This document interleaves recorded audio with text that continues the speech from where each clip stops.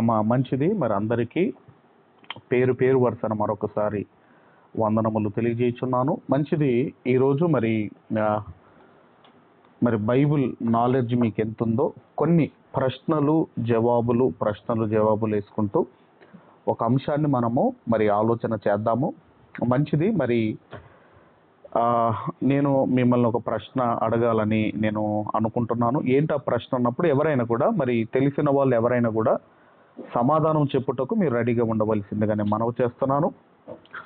మరి నోవాహు కుటుంబము ఓడలోనికి వెళ్ళారు.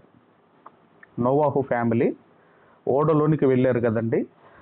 ఓడలోనికి వెళ్ళక ముందు, ఓడలోనికి వెళ్ళిన తర్వాత అమ్మ సౌండ్స్ వస్తున్నాయి చూడండి అమ్మా. ఎవరో డిస్టర్బెన్స్ చేస్తున్నారు. ఎవరు అమ్మ చూడండి అమ్మా. నోవాహు గారి ఫ్యామిలీ మ్యూట్లో పెట్టుకోండి. నోవాహు గారి ఫ్యామిలీ ఓడలోనికి వెళ్ళక ముందు ఏం తిన్నారు, ఓడలో నుంచి బయటికి వచ్చిన తర్వాత ఏం తిన్నారు, తర్వాత ఒక సింహము కానివ్వండి, లేదంటే ఒక పులి కానివ్వండి, ఓడలోనికి వెళ్ళక ముందు ఏమి తిన్నది, ఓడలో నుంచి బయటికి వచ్చిన తర్వాత అవి తిన్నది ఏంటి? ఒక కాకి కావచ్చు, ఒక పక్షి కావచ్చు. ఇవన్నీ కూడా ఆ జలప్రలయం రాకముందు ఏం తిన్నాయి, జలప్రలయం వచ్చిన తర్వాత మరి ఏం తింటున్నాయి అన్నది మీకెవరికైనా మరి ఆన్సర్ తెలిస్తే నాకు చెప్పవలసిందిగా నేను మనవి చేస్తున్నాను. నోవాహు వాడలోనికి వెళ్ళినప్పుడు ఆహారం ఉందండి. ఆహారం తిన్నారు. పక్షులు, మృగాలు అన్ని తిన్నాయి. కొంత ఆహారం వాడలోకి పట్టుకెళ్ళారు. కానీ దేవుడు ఏం చేశాడంటే వాళ్ళ ఆహారం తిని కొద్దీ ఆహారాన్ని దీవించాడు. 5 రొట్టెలు 2 చేపలు ఎలాగ ఆశీర్వదించాడో దినాలు ఆ దేవుడు వాళ్ళ ఆహారాన్ని అలా ఆశీర్వించి దీవించాడు. వాళ్ళు బతికున్నంత కాలం నీరంతా ఆరిపోయేంత వరకు దేవుడు ఆశీర్వించాడు, ఆహారాన్ని ఆశీర్వదించాడు. అంటే వాళ్ళు ఏం తిన్నారు? మాంసం తిన్నారా లేదా? మాంసం, పుల్లు కడ్డి మాంసమేనండి అమ్మా. Very good. పుల్లుకి మాంసం, పక్షులకి కావాల్సిన ఏమో గడ్డది. అన్ని కూడా వాళ్ళ వాడలోకి తీసుకెళ్ళి మరి వర్షం వచ్చి ఆరిపోయేంత వరకు కూడా వాళ్ళ పట్టుకెళ్ళినటువంటి ఆహారం సరిపోదు, కానీ దేవుడు ఆహారాన్ని ఆశ్రయించాడు. వెరీ గుడ్, వెరీ గుడ్ అమ్మా. అంటే ఇప్పుడు పులులు కానివ్వండి, పులులు అయితే మాంసం తిన్నాయి. మరి నోవాహు గారి ఫ్యామిలీ వాళ్ళ ఆహారాన్ని కూడా రొట్టెలు అవి తిన్నారు. వాళ్ళు తినే కొద్ది కూడా అది కూడా ఆహారాన్ని ఆస్వాదించాడు దేవుడు. అంటే ఇప్పుడు నోవాహు గారు ఓడలో ఒక పొయ్యి పెట్టారంటారు.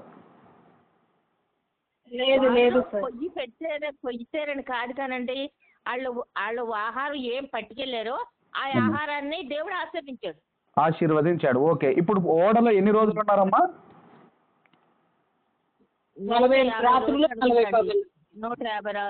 140 రోజులు 40 రాత్రులు వర్షం పడింది. మొత్తం ఉన్నది 150 రోజులు అండి. ఓడలో ఉన్న రోజులు మొత్తం టోటల్ ఎన్నమ్మా? 150 రోజులు ఎన్నోనండి. అమ్మా. అంటే ఇప్పుడు మీ ఆన్సర్ ఏంటంటే మన నోవాహు గారి ఫ్యామిలీ కానివ్వండి, ఈ పుల్లులు ఇవన్నీ కూడా మాంసం తిన్నారు, అంతే కదమ్మా? తిన్నారండి. మీ వర్షన్ తిన్నారు, ఓకేనమ్మా? దేవుడు ఆస్వాదించాడు. తిన్నారు. ఇక కొద్ది గొప్ప ఉంటే దేవుడు దాన్ని బ్లెస్ చేసుకుంటూ వచ్చాడు. రైట్. ఇంకెవరైనా అమ్మ ఒక ఆన్సర్ చెప్పారు. అమ్మ మీ పేరేందమ్మా? 150 దినాలండి వాళ్ళు తిన్న ఆహారం. అమ్మ మీ పేరు? అమ్మా రత్నం అండి. రత్నమ్మ గారు. రైట్. ఇంకా ఎవరైనా?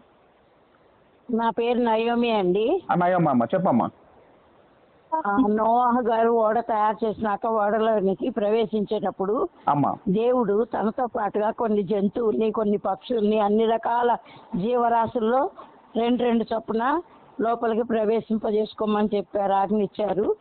అంతేకాకుండా వాటికి కావాల్సిన ఆహారాన్ని కూడా నువ్వు సమృద్ధిగా పోగు చేసుకుని పెట్టుకోమన్నారు, అమ్మా వెంట పెట్టుకెళ్ళమన్నారు. అమ్మా అయితే అక్కడ నా నా నా యొక్క ఆలోచన ప్రకారంగా అక్కడ ఏం జరిగి ఉంటుందంటే, అమ్మా పెద్ద జంతువులకి చిన్న జంతువులు ఆహారం కావాలి. అవునమ్మా ఇప్పుడు పులులు సింహాలకి అమ్మా జింకలు లేడులు కుందేళ్ళు లాంటివి ఆహారంగా కావాల్సి వస్తాయి.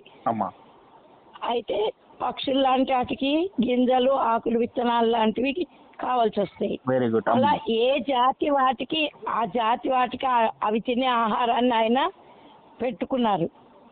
అయితే పెట్టుకుని ప్రయాణిస్తున్నప్పుడు ఆ అన్ని రోజులకి ఆయన పెట్టుకున్నది సరిపోవచ్చు, అది మనం అంచనా వేయలేం. కానీ సిస్టర్ చెప్పినట్టు దాన్ని దేవుడు ఆజ్ఞాపించారు కనుక ఆజ్ఞ ప్రకారంగా ఈయన పెట్టుకున్న దాన్ని దేవుడు సమృద్ధి పరిచి సరిపడేట్టు చెయ్యొచ్చు. కాబట్టి సరిపడేట్టుగా అభివృద్ధి పరిచేపాటికే వాళ్ళు జీవంతో ఉండగలిగారు. ఓడలోంచి దిగే వరకు బ్రతికున్నారంటే ఆహారం తినందే బ్రతికుండరు. వాటి శరీరాలు పోషించుకోవటానికి వాళ్ళ కుటుంబం కూడా ఫ్యామిలీ శరీరం పోషించుకోవటానికి తినక తప్పదు. కాబట్టి తిన్నారు పట్టుకెళ్ళిన ఆహారాన్ని తిన్నారు. ఆహారం అయిపోక ముందే దేవుడు ఆశీర్వదించారు, దాన్ని అభివృద్ధి పరిచారు. ఓడలో ఉన్న ఇప్పుడు పులులకు కానివ్వండి, సింహాలకు కానివ్వండి, ఆ జింకలు లేదంటే వీటిని ఆహారంగా వేసారా అంటారు మీరు? తీసుకెళ్ళారు, వెంట తీసుకెళ్ళిన ఆహారాన్ని ఆయన ఇంకా అభివృద్ధి పరిచారు. దేవుడు చెప్పారు, మీ వెంట ఆహారాన్ని కూడా తీసుకెళ్ళమనే చెప్పారు. ఆయన ఉన్నది వాక్యం ఉన్నది. రెండు పేడి నా క్వశ్చన్ మీకు అర్థం కాలేదు, మీరు అంతా వెరీ గుడ్. నోవాహు ఫ్యామిలీ మాంసం తిన్నారా? రెండవది ఒక పులి అనుకుందాం, పులి ఏమైనా మాంసం తిన్నదా? అక్కడ ఓడలోకి వెళ్ళినాక జీవరాశులు అన్నిటినీ కూడా దేవుడు ఆజ్ఞలో ఉంటాయి కనుక ఒకదాన్నొకటి చంపుకుని తినవండి. మరి ఏం తిన్నాయమ్మా? ఆయన ఇచ్చిన ఆహారాన్ని తిన్నాయి. నోహా గారు వాటికి ఏటికి ఆహారం ఇవ్వాలో అది ఇచ్చిండ్రు, అవి తినే ఉన్నాయి. అవి అంతే, అవి తినే ఆహారమే ఆయన వెంట పెట్టుకెళ్ళారు కనుక ఆహారాన్ని వాటికి పెట్టారని మనం అర్థం చేసుకోవాలి. అంతేగాని ఆటకాయ పొడుచుకుని చంపుకుని కొమ్ముకుని తినలేదు. మాంసాహారం తినే జంతువులకి నోవాహు ఫ్యామిలీకి దేవుడు సకల సమృద్ధి వాడలో ఉండగా వారికి అనుగ్రహించాడండి. ఓకే, ఇదంతా సరే. ఓడది పక్క పెడదామమ్మా. ఓడలోనికి వెళ్ళక ముందు నోవాహు గారి ఫ్యామిలీ మాంసం తిన్నారా? తినలేదు, వాళ్ళు ఎప్పుడు తినరు. అమ్మ, పులి ఏమైనా మాంసం తిన్నదా? పులి ఓడలో, పులి బయటైనా తింటది, ఓడలో అయినా తింటది కదండి అమ్మా. అదే మాంసాహారే కదా. అదే కరెక్టే.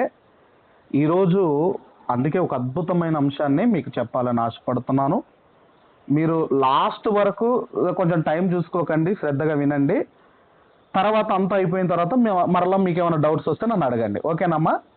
రైట్, చాలా జాగ్రత్తగా మీరు వినండి. ఇప్పుడు నోవాహు గారు ఓడలోనికి వెళ్ళక ముందు పులి ఏం తిన్నది? నోవాహు గారి ఓడలో నుంచి బయటకు వచ్చిన తర్వాత ఒక పులి ఏం తిన్నది? ఓకేనమ్మా? రైట్. ఒక కాకి ఓడలో ఉన్నప్పుడు ఏం తిన్నది, ఓడలో నుంచి బయటకు వచ్చిన తర్వాత ఏం తిన్నది? ఇప్పుడు మన ఆదాము అవ్వలు అదే మనం ఆలోచన చేయబోతున్నాము. మరి ఇప్పుడు ఆదాము అవ్వలు ఉన్నారమ్మా. ఆదాము అవ్వలు మనకు తెలుసు కదా. రైట్. ఆదాము అవ్వలు ఏమైనా మాంసం కూర వండుకొని తినుంటారా? ఆదాము అవ్వలు మాంసం కూర వండుకొని తినుండరా? నోవాహు గారి ఫ్యామిలీ ఎప్పుడైనా మటన్ కానివ్వండి, చికెన్ కానివ్వండి, చేపలు కానివ్వండి తినుండరా? తినలేదు. తింటారండి. దూడలు అయ్యి అప్పుడు దూడలు అయ్యి కోసుకొని తినేవారు కదండి అమ్మా. ఎద్దులదిను. అమ్మా, అప్పుడు ఇప్పుడు అవన్నీ తినడానికి పితరుల కాలం అంటేనమ్మా, పితరుల కాలం అంటేనే సుమారుగా 1000 సంవత్సరాలు. ఒక ఆదాము గారు 930 సంవత్సరాలు బ్రతికారు కదమ్మా. ఆదాము గారు అవునండి 930 సంవత్సరాలు బ్రతికిన ఆదాము గారు నాన్ వెజ్ తినుంటాడా, మాంసం తినుంటాడా? మరి ఈరోజు మనం చూస్తున్నాం, మన పులులు కానివ్వండి, సింహాలు కానివ్వండి, ఈరోజు మాంసాన్ని తింటున్నాయి. ప్రారంభంలో కూడా ఈ సింహాలు మాంసాన్ని ఏమైనా తిన్నాయా, గడ్డిని ఏమైనా తిన్నాయా? అవి జంతువులు అన్ని కూడా ఐక్యత కలిగి ఉండేయండి. జంతువులు, పులువులు, ఏనుగులు ఇవన్నీ ఐక్యత కలిగి గడ్డి మేసే. కానీ వీటికి ఒకరొకరు శత్రువులుగా అవడానికి గల కారణం మన ఆదాము అవ్వ చేసినటువంటి తప్పు గురించి, అవ్వ తినరాని పండు తిన్న గురించి. అది కదమ్మా, అది ఓకే. ఇప్పుడు మాంసం తింటుంది కదా, అంతకు ముందు ఏమైనా మాంసం తిన్నదా ఈ పులి కానివ్వండి, సింహం కానివ్వండి?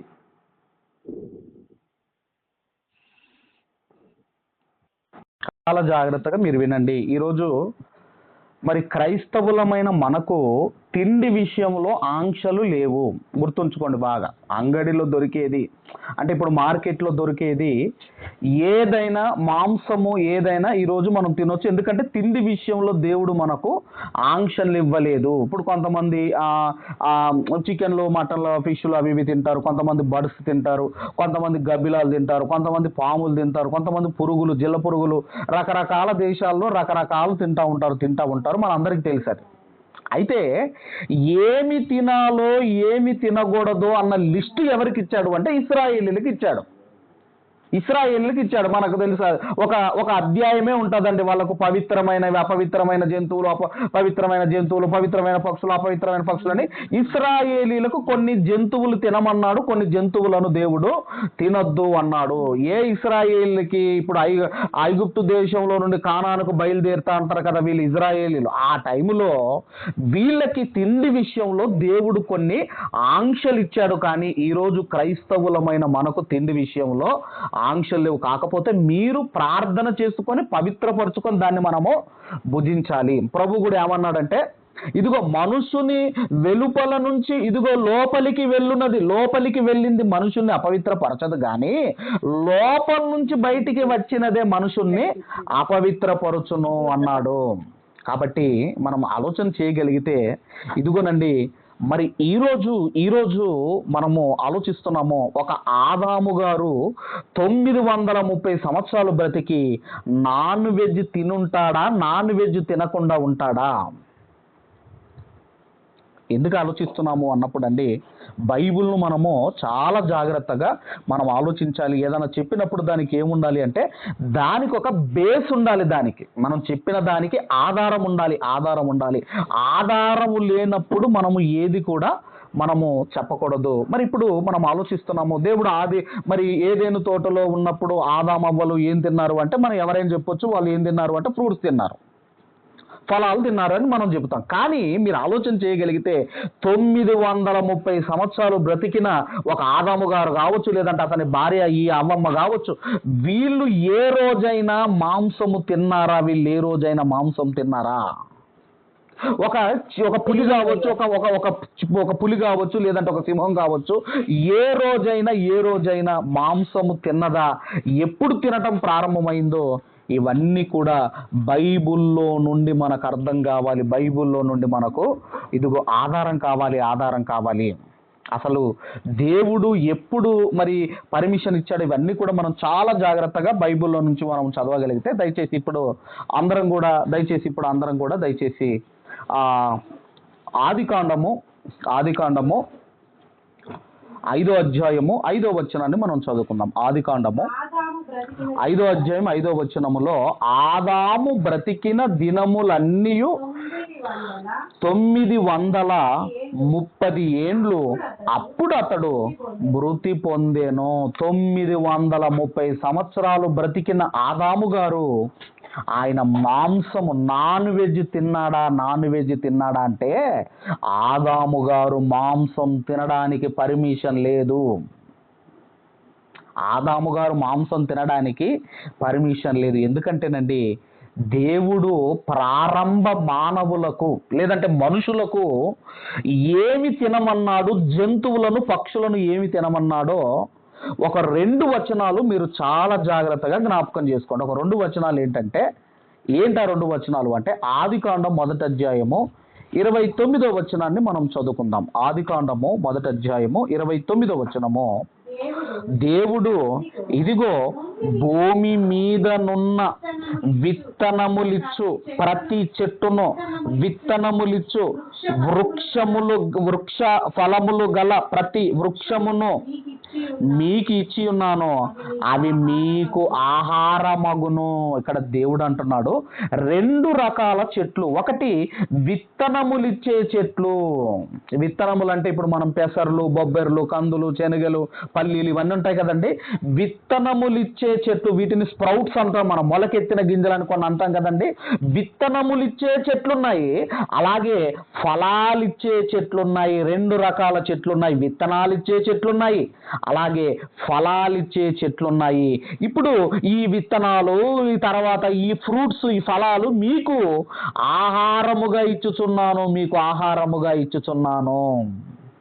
అంటే ప్రారంభ మానవులు ఏం తినాలి అంటే విత్తనాలు తినాలి, రెండవది ఫ్రూట్స్ తినాలి. ఇది మానవులకు ఇచ్చాడు. మరి జంతువులకు ఏమి ఇచ్చాడో మీరు చూడగలిగితే 30వ వచనం, అదే అధ్యాయం 30, ఈ 2 వచనాలు చాలా జాగ్రత్తగా మీరు నోట్ చేసుకోండి. భూమి మీద నుండి జంతువులన్నింటికి, అందులో పులి ఉండొచ్చు, సింహం ఉండొచ్చు, జంతువులన్నింటికి, ఆకాశ పక్షులన్నింటికి, అందులో కాకి ఉండొచ్చు, అందులో పావురం ఉండొచ్చు, ఆకాశ పక్షులన్నింటికి, భూమి మీద ప్రాకు సమస్త జీవులకును పచ్చని చెట్లన్నీయు ఆహారమగునని పలికెను. పచ్చని చెట్లు అంటే ప్రారంభములో మీరు ఒక జంతువులు, ఒక సింహం కావచ్చు, ఇవన్నీ కూడా ఏం తినాలి అంటే పచ్చని చెట్లు. పక్షులు కావచ్చు, ఇవన్నీ కూడా వాటికి ఏమి ఇచ్చాడు అంటే పచ్చని చెట్లను ఇచ్చాడు. మనుషులకేమో విత్తనాలను ఇచ్చాడు. ఇదిగోనండి ఫ్రూట్స్ ఇచ్చాడు, మనుషులకు ఫ్రూట్స్ ఇచ్చాడు. కాబట్టి మనం చూడగలిగితే ఇది ఎప్పటి వరకు ఇచ్చాడు అని మనం ఆలోచన చేయగలిగితేనండి, దేవుడు మరలా ఇదిగో మాంసము తినే పర్మిషన్ ఇచ్చేంత వరకు వీళ్ళు ఏం తినాలి అంటే మనుషులైతే గింజలు తినాలి, ఫ్రూట్స్ తినాలి, జంతువులైతే పచ్చని చెట్లను తినాలి.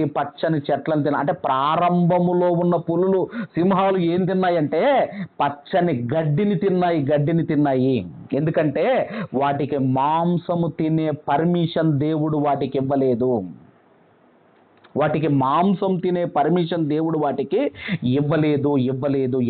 తర్వాత ఇంతకుముందు ఇప్పుడు మనము నోవాహు ఓడలోనికి ఆయన ఏం తీసుకెళ్లాడో కూడా బైబిల్ గ్రంథంలో ఉంది. ఒక్కసారి మీరు చూడగలిగితే ఆదికాండము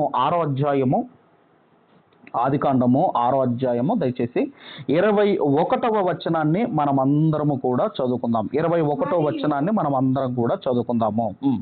మరియు తినుటకు నానా విధములైన ఆహార పదార్థములను కూర్చుకొని నీ దగ్గర ఉంచుకొనుము, అవి నీకును వాటికిని ఆహారమగునని చెప్పాను. ఏం పదార్థాలు ఇప్పుడు కూర్చుకోవాలి? ఇప్పుడు నోవాహు గారు తినుటకు నానా విధములైన పదార్థములు అంటే ఏం కూర్చుకోవాలి అంటే మాంసము కూర్చుకోవడానికి పర్మిషన్ లేదు. మరి ఏం కూర్చుకోవాలి అంటే గింజలు కూర్చుకోవాలి. ఇంతకుముందు మనం గింజలు స్ప్రౌట్స్ అంటున్నాం కదా, మొలకెత్తిన గింజలు అంటున్నాం కదా, ఎక్కువ కాలం నిలువ ఉంటాయండి. ఎక్కువ కాలం గింజలు కావచ్చు, పచ్చగడ్డి కావచ్చు, ఎండుగడ్డి కావచ్చు, ఇవన్నీ కూడా ఎండుగడ్డి అయితే కూడా ఎక్కువ కాలము నిలువ ఉంటుంది. ఇప్పుడు మీరు ఆలోచన చేయగలిగితే ఏం కూర్చుకోవాలి అంటే గింజలు కూర్చుకోవాలి, ఫ్రూట్స్ కూర్చుకోవాలి, అలాగే గడ్డి అంటే పచ్చగడ్డి కావచ్చు, లేదంటే ఎండుగడ్డి కావచ్చు.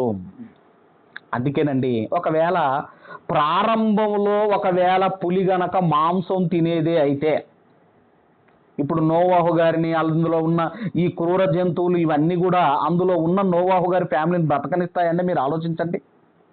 కాబట్టి దేవుడు పర్మిషన్ ఇచ్చేంత వరకు మనుషులు కావచ్చు, జంతువులు కావచ్చు, గింజలు తినాలి, ఫ్రూట్స్ తినాలి.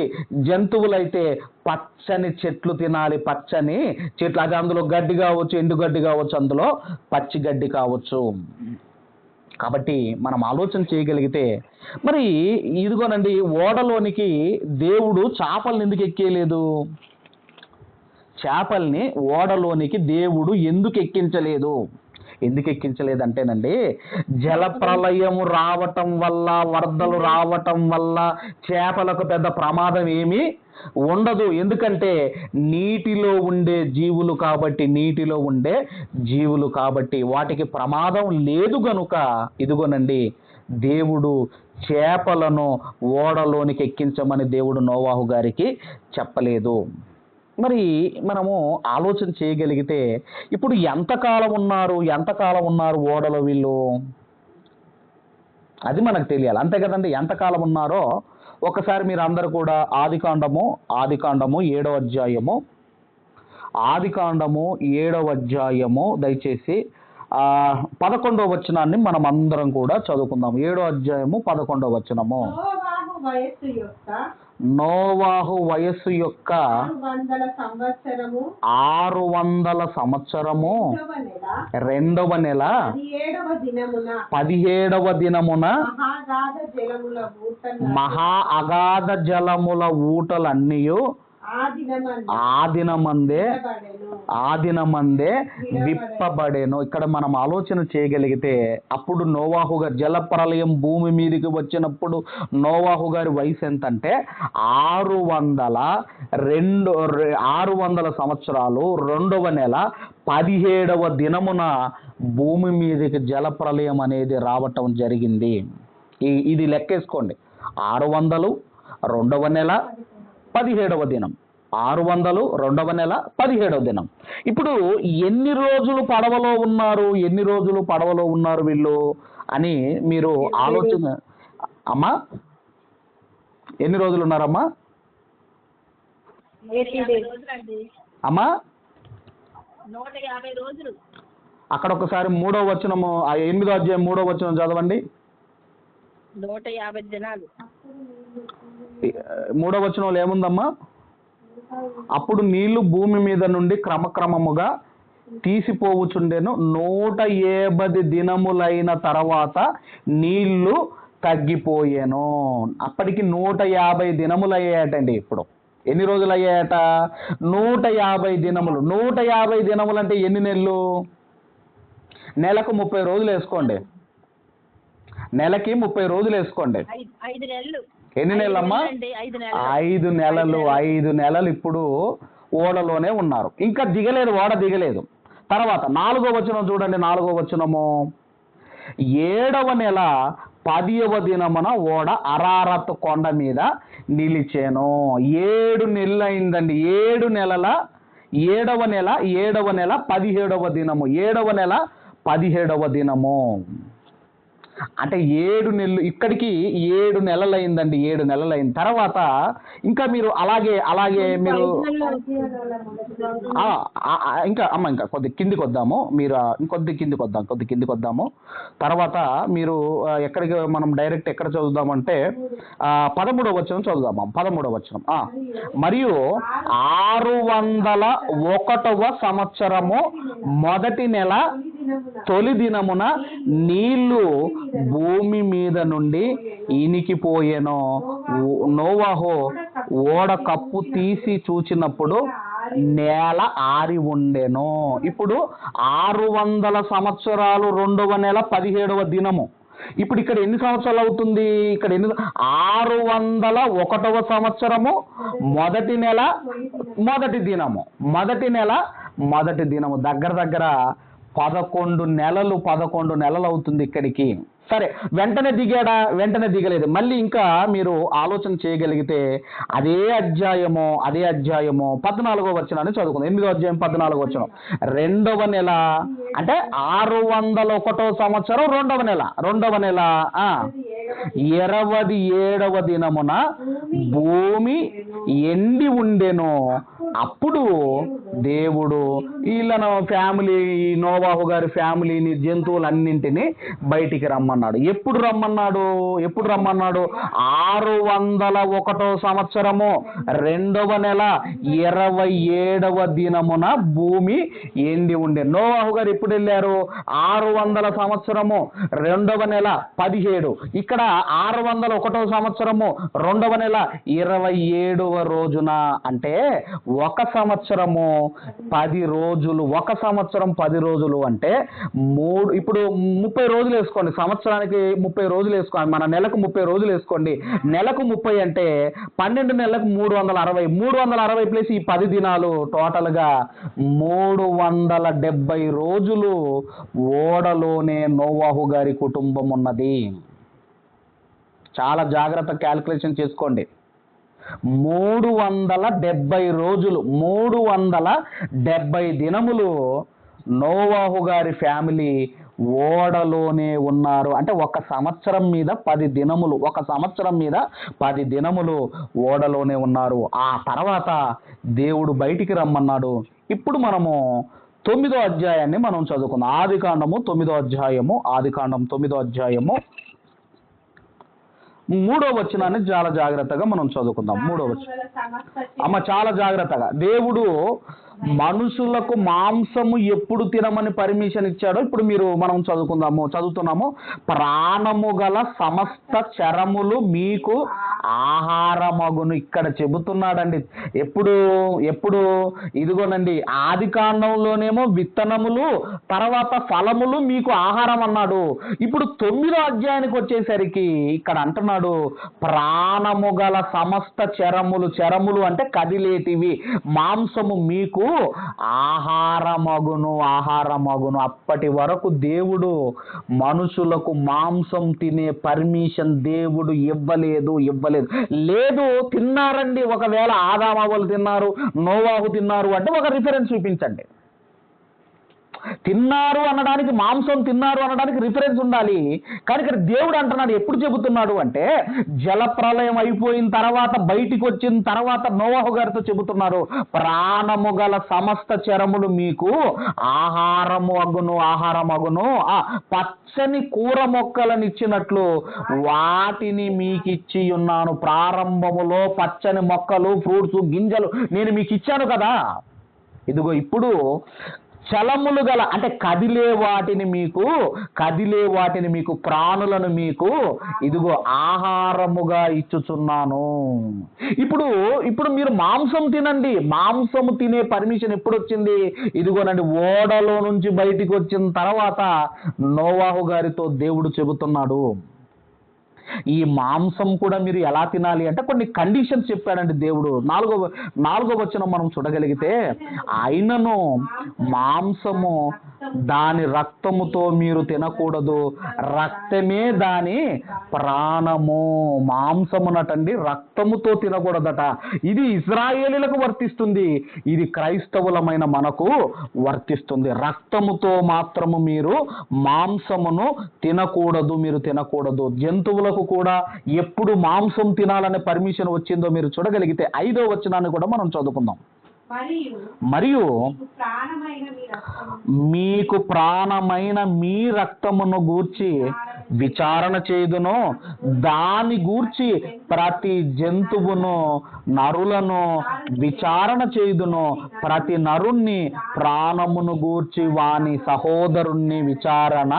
ఇక్కడ జంతువులను, ప్రతి జంతువును, నరులను విచారణ చేయుదును అంటున్నాడు. అంటే ఈ జంతువు ఆకలి వేసి తిన్నదా, లేదంటే చంపాలని చంపిందా, లేదంటే చంపాలని చంపిందా, లేదంటే ఆకలి వేసి తిన్నదా, దీన్ని నేను విచారణ చేస్తాను.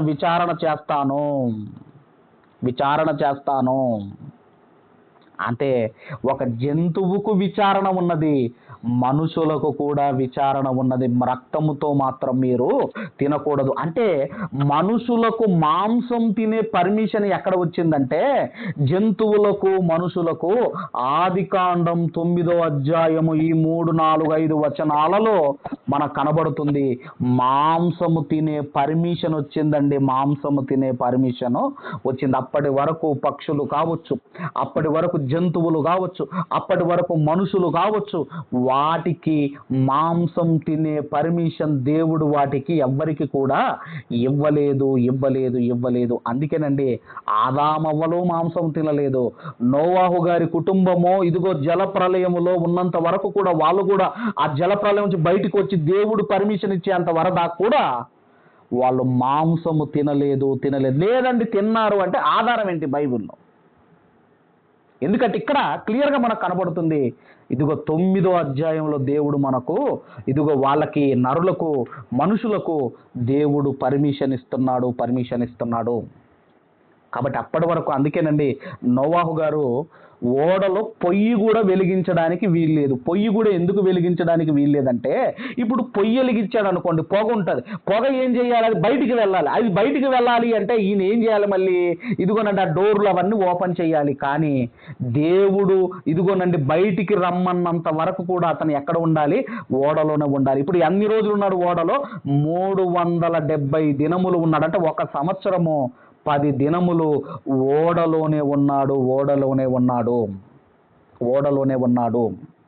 కాబట్టి ఈ సంవత్సరము 10 దినములకు నాకు తెలిసానండి ఇంకా గడ్డి కావచ్చు, గింజలు కావచ్చు, కొంచెం ఎక్కువగానే కూర్చుకొని ఉంటాడు. ఇదిగోనండి ఇన్ని దినములకు ఇన్ని నెలలకు సరిపడే ఇదిగో ఆహార పదార్థములను నోవాహు గారి ఫ్యామిలీ కూర్చుకోవాలి, వాళ్ళకు కూర్చుకోవాలి, జంతువులకు కూర్చుకోవాలి. కాబట్టి మరి ఇదంతా కూడా వాళ్ళు మాంసము తినలేదు అన్నదానికి ఆధారం ఏంటంటే దేవుడు పర్మిషన్ ఇవ్వలేదు. 9వ అధ్యాయంలో దేవుడు పర్మిషన్ ఇచ్చాడు. కాబట్టి మనం ఆలోచన చేయగలిగితే ఆ మాంసం ఎప్పుడైతే తినడం ప్రారంభమైందో నాకు తెలుసండి అప్పటి నుంచే రోగాలు ప్రారంభమై ఉంటాయి. ఎందుకంటే మంచి ఇదిగోనండి ఈ ఆకుకూరలు అవి ఇవి తింటేనేమో ఆరోగ్యంగా ఉంటాం. ఎప్పుడైతే మాంసం ప్రారంభమైందో లేనిపోని రోగాలు, ఇప్పుడు ఒక ఎబోలా కావచ్చు, దేని వల్ల వస్తుందో గబ్బిలం వల్ల వస్తుంది, ఒక స్వైన్ ఫ్లూ కావచ్చు, ఒక పంది జ్వరం అంటారు దాని పంది వల్ల ఇలా రకరకాల రోగాలు ఎందుకు వస్తున్నాయి అంటే ఎప్పుడైతే మాంసం తినడం స్టార్ట్ అయిందో రోగాలు కూడా అప్పటి నుంచి వచ్చి ఉంటాయేమో. కాబట్టి ఇప్పుడు కూడా డాక్టర్లు ఏమంటున్నారంటే సాధ్యమైనంత వరకు ఎంత తక్కువ మాంసం తింటే అంత మంచిదని ఆయన అంటున్నారు. కాబట్టి అదే ఇప్పుడు నేను మీకు చెప్పాలనుకున్నది, ఓడలోనికి వెళ్ళక ముందు కావచ్చు, ఓడలోనికి వెళ్ళిన తర్వాత కావచ్చు, దేవుడు బయటికి వచ్చిన తర్వాత నోవాహు గారికి దేవుడు పర్మిషన్ ఇచ్చాడు. అప్పుడు మాంసం తినటం జంతువులు కావచ్చు, అప్పుడు ఒక పులి క్యారెక్టర్ మారిపోయింది, అప్పుడు ఒక పిల్లి క్యారెక్టర్ మారిపోయింది. అప్పటి వరకు వెజిటేరియన్గా ఉన్న ఇవి నాన్ వెజిటేరియన్గా మారిపోయాయి. కాబట్టి ఈ వివరణలో మీకు ఏదైనా డౌట్ ఉంటే నన్ను అడగండి, లేదంటే మరి నేను ఈ మాటలు ఇక్కడితో ముగిస్తున్నాను. దేవుడు మనందరిని దీవించి ఆశీర్వదించును గాక. ఏమైనా డౌట్ ఉంటే అడగండి అమ్మా, లేదంటే క్లోజ్ చేసుకుందాం. ఏం డౌట్ లేదండి, మా డౌట్స్ అన్ని చెప్పి క్లియర్ చేశారు కదా. ఓకేనమ్మా, రైట్. దేవుడి మాటలు మన హృదయంలో ఫలింపజేయును గాక. ఆమేన్.